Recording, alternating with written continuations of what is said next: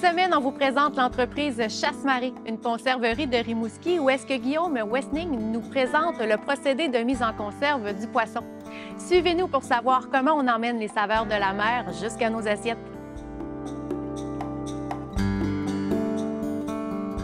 Alors, bonjour Guillaume, tu nous accueilles aujourd'hui dans ton entreprise qui s'appelle Chasse-Marée. Chasse-Marée, ça a débuté quand? C'est quoi? Bien, d'abord, bienvenue. Merci d'être venu chez nous.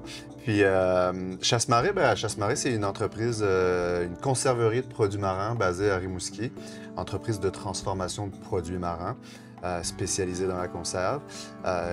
Créée en 2020 avec début de commercialisation de produits en 2022, fait qu'on est encore assez récent. Mais, on a commencé avec le bourgeot.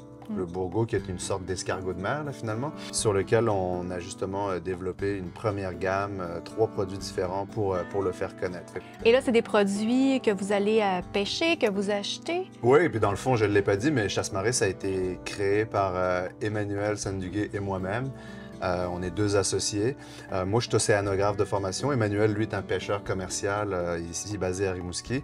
Alors, on met en conserve et on transforme des produits de la pêche d'Emmanuel et des produits de la pêche, d'une pêche locale, là, de toutes sortes de produits de la mer qui sont pêchés ici. Vous avez votre bateau? Oui, Emmanuel est un pêcheur avec son bateau ici au quai de Rimouski. Il pêche plusieurs espèces, puis certaines arrivent ici à l'usine pour être transformées puis mis en conserve.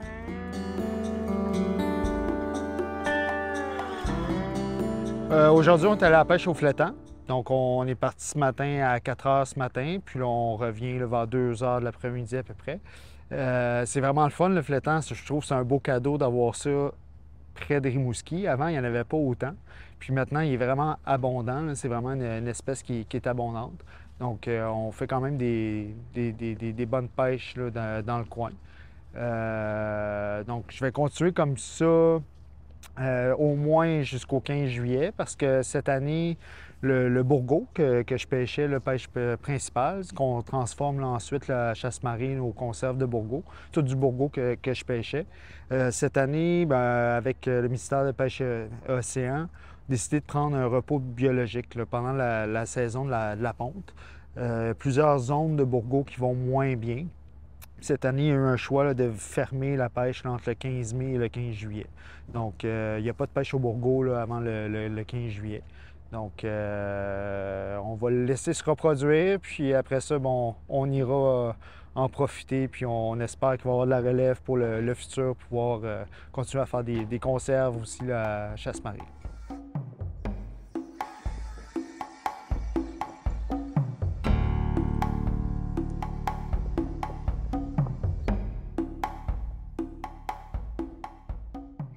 Lors de notre passage, Chasse-Marée faisait la mise en conserve du sébasse, un poisson très populaire de leur gamme de produits.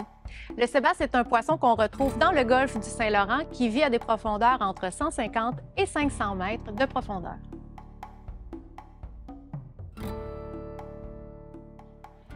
Donc là, tu peux voir justement le poisson qui a été préparé et qui est prêt finalement à être mis en conserve par Sheila et Laurence qui sont en train de réaliser les opérations de mise en boîte.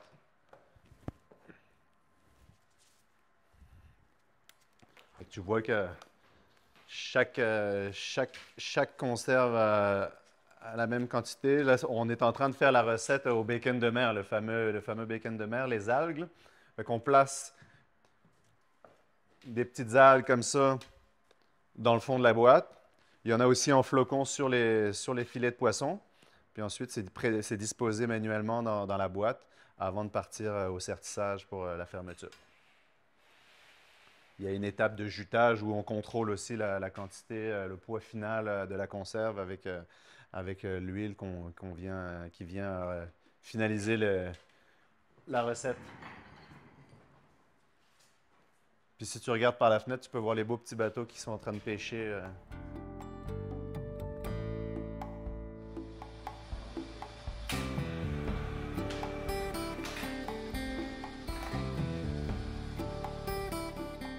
Alors, Alors, Guillaume, tu nous présentes quelques produits ici que tu fais chez Chasse-Marie. Je vois qu'il y a 3 différents types ici de saveurs. Parle-moi un petit peu de ces produits-là. Oui, ben là, on est justement sur la gamme de Sébaste. Le Sébaste, poisson qui a fait son grand retour dans le Saint-Laurent l'année dernière. Là. Ben, en fait, pas l'année dernière, mais la pêche a réouvert l'année dernière. Fait qu'on s'était préparé pour lancer ce nouveau produit-là. Fait qu'on a fait une gamme, on a décliné ça, le Sébaste, en 3 recettes. La première ici à l'huile piquante, qui est une recette qu'on a développée avec le chef Pierre-Olivier Ferré ici dans la région. On a lancé ça l'été passé, puis la réception du produit a été vraiment bonne. Fait qu'on s'est dit, ben, on va vraiment développer la gamme puis en faire pour tout le monde.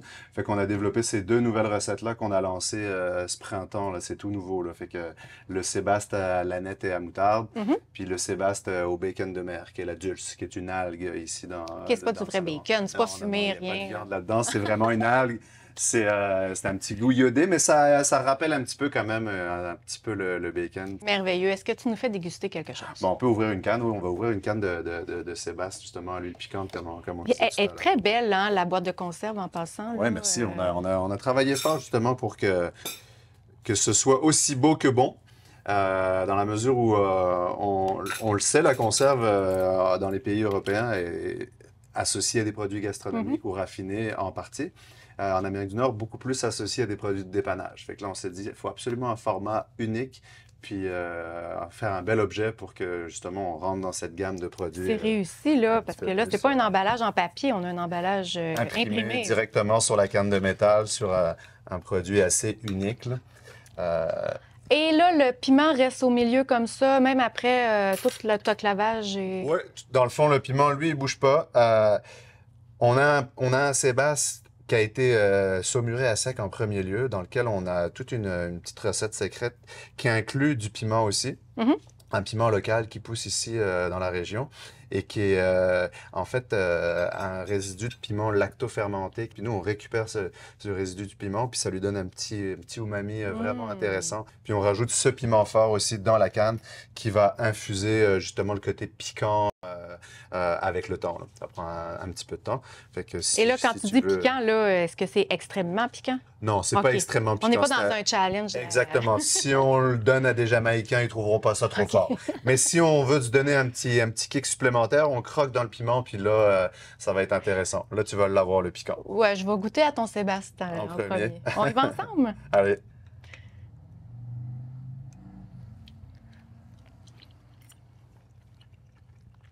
C'est excellent. C'est vrai que c'est un petit peu piquant. On le boit, ouais. Je le goûte très bien. On l'a écrit sur la boîte, fallait que ça pique un petit peu. On a essayé d'innover avec une technologie qui a 200 ans, là, finalement. Tu connais ça, la conserve, là, la pertisation, c'est pas nouveau. Par contre, on avait un petit peu perdu le savoir-faire, puis on restait vraiment plus sur des produits de dépannage, comme je le disais, alors que c'est une technique de conservation qui permet de vraiment développer des beaux produits, rehausser les saveurs. Tu peux faire un paquet de choses avec la conserve que ça, on avait perdu un peu le réflexe de très longtemps. En plus, ça se conserve, tablette, pas besoin de frigo, pas besoin de congélateur, rien du tout. Une fois que c'est sorti, c'est bon pour les 5-10 prochaines années. Là.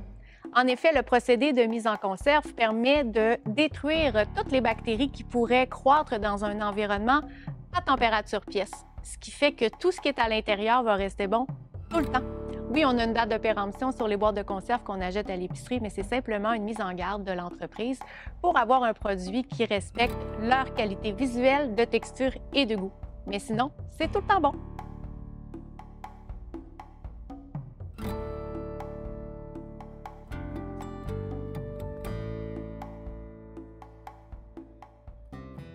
Un des points critiques, c'est le sertissage. Fait que quand chaque boîte est fermée, avant chaque cycle de production, on vérifie que notre machine est bien ajustée. Le contrôle du serti, finalement, c'est le contrôle de l'étanchéité de la fermeture de la boîte. On le sait, on a notre boîte sur laquelle on met un couvercle, puis là, la machine va venir joindre les deux bouts. Il y a une première passe qui vient donner la forme, une deuxième qui vient donner la compression, puis ensuite, on a ici, finalement, en jaune, le couvercle. En blanc, ce serait la boîte, le corps de la boîte. Puis nous, on va venir vérifier l'épaisseur, la hauteur, la croisure pour être sûr que notre sertie est bel et bien étanche. Fait que chaque matin, avant la mise en production, je viens m'assurer que mon sertie est conforme, mon sertie est étanche et que je peux bien ensuite envoyer ça à l'autoclave. Fait qu'on peut faire épaisseur, hauteur, puis ensuite on vient décortiquer la boîte pour vérifier, comme je le disais, la croisure, c'est-à-dire le chevauchement entre le couvercle et le corps de la boîte. Puis ça vient vraiment nous déterminer si, on a un petit modèle qui vient nous calculer tout ça, là, mais qui vient nous confirmer que notre sertie est bel et bien étanche et que donc il est prêt à être envoyé à la stérilisation. Et qu'ensuite de ça, on va pouvoir le garder pendant 20 ans, mais en espérant que tu le consommes en 20 jours. Et là, est-ce qu'il y a du défi dans la mise en conserve? Vu que c'est une technique qui existe depuis 200 ans, j'imagine que c'est facile? Non, c'est pas facile. Non, détrompe-toi. La technique, on la connaît. L'enjeu, c'est que bon, la conserve, on le sait, là, ou si les gens ne le savent pas, finalement, c'est un traitement thermique à haute température selon une certaine durée pour pouvoir atteindre une stérilisation commerciale. C'est ça qui nous permet finalement de garder la boîte sur un comptoir ou dans un garde-manger pendant plusieurs années. C'est stérile à l'intérieur.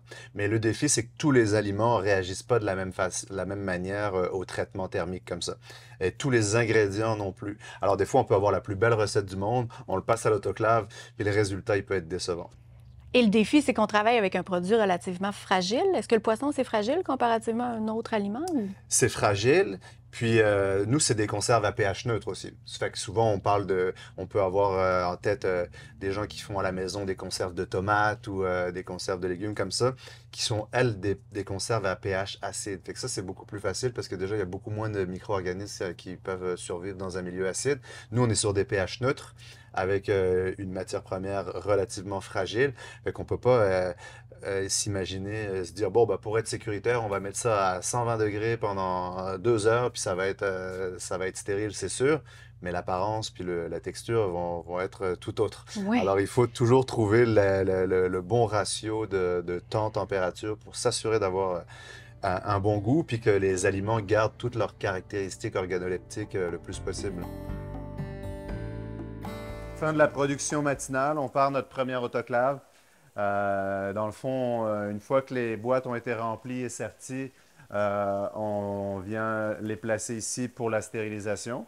Belle autoclave avec un panneau de contrôle là-bas qui nous permet de gérer la contrepression puis la montée en température. Fait que c'est avec ça qu'on fait notre stérilisation commerciale. On peut mettre autour de 600 cannes de ce format-ci dans notre autoclave.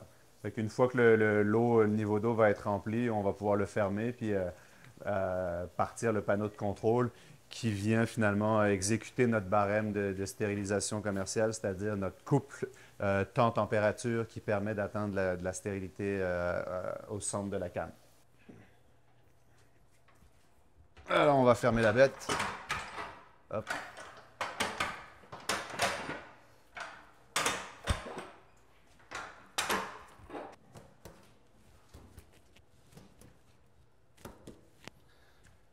Une fois que c'est parti, on y va, on appuie sur marche. Et voilà, c'est parti pour un cycle de stérilisation qui va prendre environ 2h30 à peu près pour faire le cycle au complet. Fait que, il y a une phase de montée en température. On va atteindre les 100 degrés. Une fois qu'on va être à 100 degrés, il va monter en pression. Il va commencer à avoir de la pression dans l'autoclave. Il va monter jusqu'à 119, 120 degrés. Puis il va faire son barème de stérilisation. Puis ensuite, on va être dans la troisième phase qui est le refroidissement qui permet de redescendre la température, redescendre la pression. Puis ensuite, on peut l'ouvrir puis sortir les cannes pour les faire sécher sur les présentoirs ici. Il y a 2 prix, en fait, que vous avez gagnés dernièrement. Oui, tout à fait. Ce printemps, écoute, c'est nos petites tapes dans le dos pour le travail achevé ces dernières années par Emmanuel et moi et toute l'équipe. Ça, c'était le prix Fourchette Bleue, prix de transformation de produits marins. C'est un prix qui est remis par Exploramer ici en Gaspésie, qui gère la fourchette bleue, qui est une certification pour les produits marins du Québec. OK. Puis à chaque année, ils font un salon à différents endroits de la province pour justement souligner tout ce qui se fait. C'est beau, là. Je veux dire, c'est vraiment... Ouais, c'est un souffleur de verre à qui a fait ça. Saint-Anne-des-Monts qui a fait ça. Puis celui-ci, ben, laurier de la gastronomie, c'est aussi une belle petite tape dans le dos qu'on a eu cette année. À la fin du mois d'avril ou du mois de mai, là, on était à Montréal, puis pour un gala, là, justement, qui remet des prix aux meilleurs chefs de l'année, meilleurs restaurants. Puis nous, on était dans la catégorie producteur. Puis on a gagné cette année le prix producteur de l'année. Bien, félicitations. C'est pas facile de tout faire ça, puis il y a un super beau branding, là, je tiens à le mentionner. Là. Merci beaucoup. Ouais.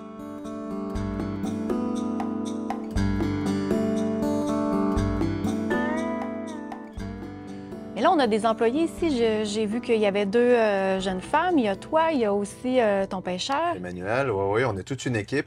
Ben, comme je le disais, on s'est fait accompagner par plusieurs consultants pour avoir toutes les qualifications nécessaires, que ce soit à l'ITA, que ce soit au Syntec, que ce soit dans les différents centres où on peut accéder à la formation. Il y a aussi quelques consultants externes qui ont des expertises très précieuses. Puis, il est tout à fait possible de se démarrer une conserverie en 2025 en partant de zéro. Il y a 2 points critiques principaux dans la mise en conserve. C'est la fermeture de la boîte, le sertissage, ce qu'on appelle. Il faut s'assurer que la boîte a été bien fermée et bien hermétique. Fait que ça, c'est un premier point critique qu'il faut être en mesure de contrôler et de maîtriser. Puis ensuite, il y a la stérilisation dans l'autoclave. Le fameux couple temps-température qui nous permet d'être sûr d'avoir tué tous les micro-organismes qui pourraient être présents dans la boîte pour s'assurer d'une stérilité et d'une conservation sur de nombreuses années. Alors, les filles sont bien rodées pour faire le contrôle qualité, puis la Exactement. production. Les 2 points critiques sont bien maîtrisés, puis toutes les formations d'hygiène, salubrité, évidemment, comme dans toute entreprise bioalimentaire, sont aussi, tous nos employés ont été formés à ça pour pouvoir s'assurer des bonnes opérations. Bien, merci Guillaume de nous avoir accueillis aujourd'hui. Ça m'a fait plaisir.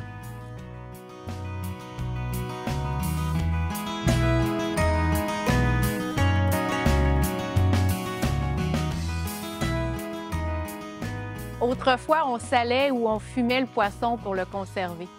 Aujourd'hui, on est en mesure de le mettre en conserve, mais cette méthode de conservation date de pas plus de 200 ans. Chasse-Marée a réussi à innover à travers cette méthode de conservation en mettant en valeur son poisson. On ne devient pas ingénieur en mise en conserve, mais il existe des formations qui sont bien importantes justement pour maîtriser le procédé en mettant les bonnes pratiques de fabrication.